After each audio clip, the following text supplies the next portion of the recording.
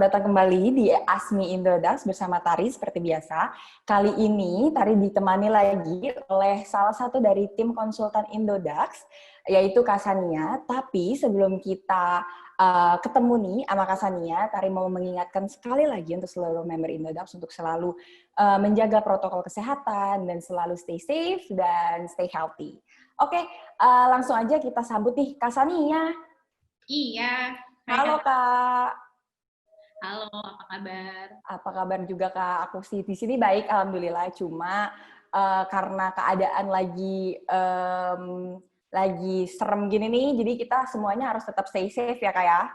Iya, bener banget. Di Bali juga sih Kak, walaupun cuma di beberapa part aja, cuma tetap kita mesti saling jaga keamanan. Oke deh, Kak Sania, kita udah ditungguin nih. Kita langsung masuk aja kali ya ke pertanyaan pertama seperti biasa. Baik.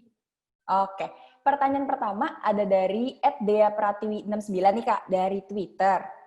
Pertanyaannya adalah, belakangan ini muncul future trading di beberapa exchange. Nah, yang jadi pertanyaan, mana yang akan memberi jaminan profit lebih antara future atau spot? Dan apakah Indodax akan menambahkan future trade juga? Silahkan Kak, boleh dijawab. Oke, untuk pertanyaannya, manakah yang lebih memberi jaminan profit? Apa future trade atau spot trade? Nah, sebenarnya masing-masing mempunyai jaminan profit sendiri dan punya risk-nya sendiri nih, Kak. Cuma untuk titik perbedaan di spot market dan spot trade dan future trade, itu terdapat dari awalnya. Misalnya nih, kita punya modal cuma 10 juta. Kalau spot trade, kita bisa berinvestasi atau mulai trading dari 10 juta aja. Jadi kita juga bisa menentukan kira-kira jaminan loss-nya kita seberapa sih, atau jaminan profit kita seberapa. Sedangkan kalau misalnya future trade, itu kita bisa berinvestasi lebih dari modal yang kita punya. Jadi logikanya saat kita bisa investasi lebih daripada modal kita juga bisa lebih rugi dari modal yang kita punya. Jadi sama-sama ada keuntungan dan kelebihannya masing-masing. Dan untuk member yang mau coba future trade rasanya seperti apa ya? Gimana ya rasanya kita berinvestasi lebih daripada uang yang kita punya? Kita bisa mencoba future trade yang ada disediakan di Tokenomic nih Kak. Tokenomic punya salah satu project namanya Tokenomic X, di mana kita bisa bertrading lebih daripada modal yang kita punya. Nah, beruntungnya karena Indodax dan Tokenomic bekerja sama, jadi member Indodax secara tidak langsung punya juga akun Tokenomic nih Kak. Jadi bisa login menggunakan akun Indodax-nya. Nanti bisa coba gimana rasanya future trade, di mana bisa juga ngirim nih Kak.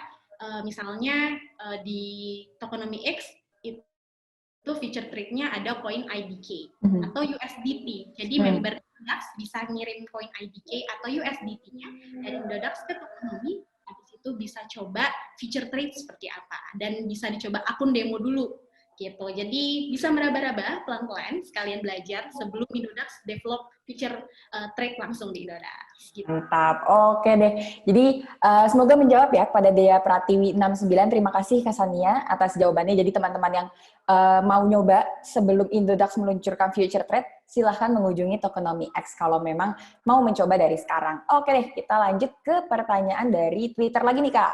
Ada dari @cryptomile. Nah, pertanyaannya, saat ini DeFi dengan menggunakan sistem yield farming atau liquidity mining semakin booming nih Kak di dunia kripto. Kira-kira apa kelebihan dan kelemahannya? Silahkan Kak Sania boleh dijawab.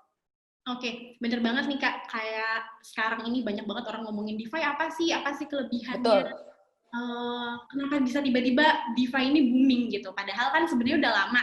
Cuma beberapa member juga, khususnya di Bali, sering datang kayak, apaan sih DeFi? Kok saya baru denger ya? Kok orang-orang pada ngomongin ya? Gitu. Untuk kelebihannya sendiri, DeFi ini sebenarnya berdiri di atas jaringannya blockchain, tapi beda dari Bitcoin karena dia berdiri di atas jaringan Ethereum nih Kak. Okay. Nah, untuk kelebihannya atau secara simpelnya bisa kita gambarkan, kalau DeFi ini sebagai solusi finansial atau solusi transaksi finansial secara global yang sangat-sangat transparan. Kayak misalnya kita kan tahu ya sekarang kalau misalnya kita mau transaksi di bank konvensional gitu, mau ngirim uang atau mau minjem uang itu kan lewat perantara.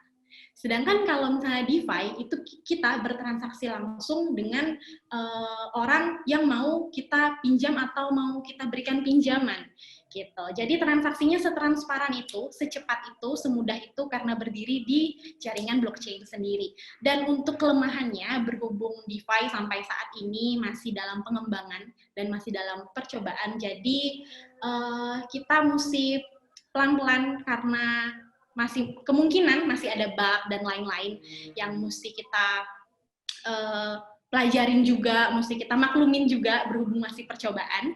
Jadi member mungkin kami sarankan untuk baca-baca banyak-banyak tentang apa sih DeFi, apa sih kegunaannya, keuntungannya dan benefitnya bisa banget dimanfaatkan. Berhubung di Indodax juga ada beberapa koin yang merupakan project DeFi kayak Compound, ada Land juga gitu. Jadi member bisa mulai berinvestasi atau mulai belajar dari project DeFi ini gitu. Mantap. Oke deh, Kak Sania, thank you jawabannya luar biasa. Terima kasih juga kepada CryptoMild atas pertanyaannya. Semoga terjawab mengenai DeFi. Oke, kita lanjut ya Kak ya. Pertanyaan selanjutnya ada dari @cryptogood2. Dari Twitter lagi nih Kak. Pertanyaannya simple tapi menarik Kak. Jadi ada nggak sih Kak aset cryptocurrency di Indodax yang di backup pakai gold atau emas? Nah ini ada nggak nih Kak? Oke. Aku juga baru tahu juga, maksudnya ternyata banyak koin-koin itu yang bikin kita bisa investasi tanpa perlu punya asetnya. Dulu kan kalau misalnya kita mau punya emas batangan atau apa gitu, misalnya kita mau investasi emas, investasi tas juga bisa kan Kak, atau baju habis gitu. Kita mesti punya barangnya, kita simpen barangnya di rumah. Sedangkan kalau misalnya koin, khususnya koin di Indodax nih, kita punya ada beberapa koin, contohnya Pax Gold, itu koin yang di backup atau dilatar belakangi dengan koin dengan aset emas. Jadi kita bisa memiliki emas tanpa harus memegang emas batangannya secara langsung. Selain efektif dan efisien, kita nggak perlu simpen di brankas pribadi, kita nggak perlu bawa kemana-mana, kita bisa jual kapan aja, kita bisa beli kapan aja dengan cara yang mudah, karena Indodax juga menyediakan berbagai cara untuk deposit atau untuk mengirim withdraw dengan mudahnya. Jadi koin-koin yang ada di Indodax, salah satunya Pax Gold, itu koin yang di-backup oleh emas. Harganya juga sedikit-sedikit mirip emas yang ada di luar, emas asli, emas fisik, karena memang dia di-backup oleh emas. Jadi kita bisa punya emas tanpa harus pegang emas batangannya secara langsung, gitu sih Kak. Mantap. Jadi pertanyaannya dari CryptoGood 2, semoga terjawab ya. Jadi sebenarnya ada nggak sih yang di backup pakai gold atau emas? Jawabannya ada ya Kak ya. Itu kalau di Indodax ada koinnya apa aja Kak? Ada Pax Gold, ada DGX Kak, dia bentuknya token. Si Pax Gold juga bentuknya kayak token. Gitu. I see. Oke deh, jadi terima kasih ya Kak atas jawabannya. Ini semoga terjawab nih dari CryptoGood 2. Terima kasih juga atas pertanyaannya. Gak kerasa kita masuk nih Kak ke pertanyaan terakhir. Pertanyaan terakhir ada dari Twitter lagi nih Kak. Ini Twitter lagi heboh nih ya. Iya, lagi berapi-api nih mau nanya terus semuanya. Akhirnya kita masuk nih Kak ya ke pertanyaan terakhir. Ada dari Ardini @Ardini Wulanda. Pertanyaannya, sebenarnya apa saja keuntungan bot trading ketika kita melakukan trading aset kripto? Dan apa kekurangan atau dampak fatal bagi para investor yang menggunakan bot trading? Silahkan Kak Sania. Oke, sebenarnya apa keuntungan dari kita menggunakan bot trading? Maksudnya kita kan sebagai trader ya, nggak bisa selalu standby di gadget kita, di PC atau di handphone kita masing-masing. Kita kadang tidur, tiba-tiba harganya kok udah turun. Apa kita tidur lah harganya naik, kita nggak sempat jual. Gitu. Bot trading itu memfasilitasi kita untuk maksudnya untuk trading tanpa harus standby di gadget masing-masing. Jadi dia akan melakukan transaksinya secara otomatis. Itulah gunanya atau kelebihannya si bot trading tersebut.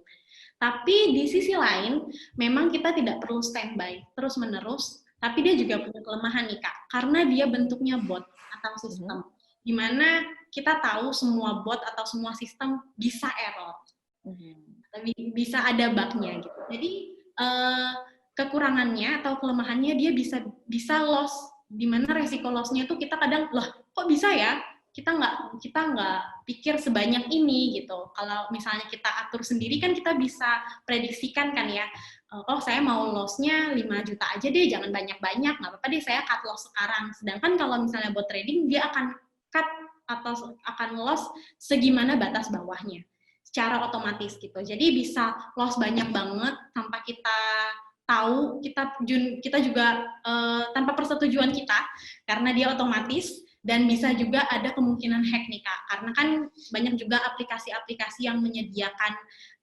aplikasi bot trading tersebut. Kita juga kadang tidak mencari tahu, nggak research apa sih aplikasinya, siapa yang buat, latar belakangnya apa, bagus nggak, tingkat keamanannya bagus atau tidak gitu. Jadi kita asal konek-konekin aja ke aset kita, malah kena hack gitu. Jadi biasanya kalau kita sebagai konsultan tuh suka ngasih tahu ke member, memang sedikit ribet atau malah ribet gitu untuk trading dilakukan oleh diri kita sendiri. Cuma resiko hacknya nggak ada, karena kan semuanya transaksinya yang setujuin diri kita sendiri gitu sih. Jadi memang lebih aman kalau kita sendiri.